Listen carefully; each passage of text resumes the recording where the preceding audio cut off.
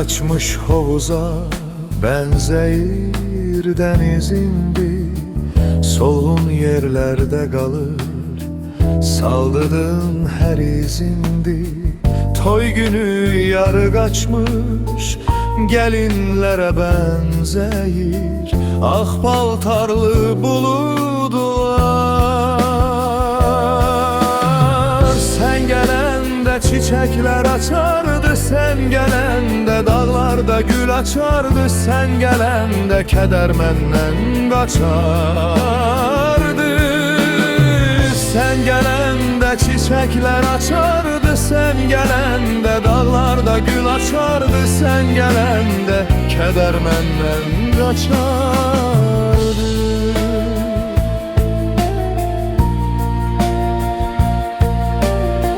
Gündüzlerin seması nedense indi bumbuz.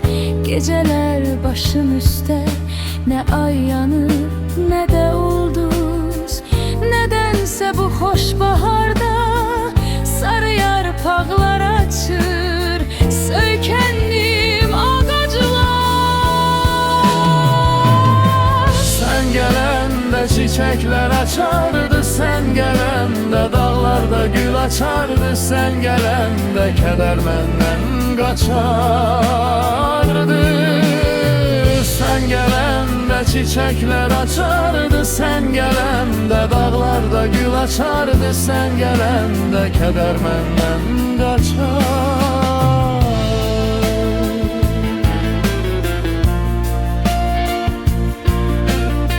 Suyu kaçmış hovuza benzeyir denizindi. solğun yerlerde kalır saldığın her izindi.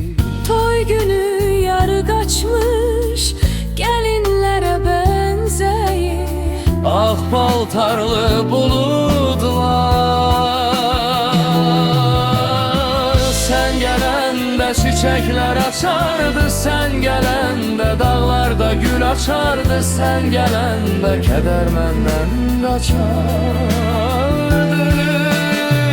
Sen gelende çiçekler açardı, sen gelende dağlarda gül açardı, sen gelende keder menden kaçardı. Keder menden kaçardı.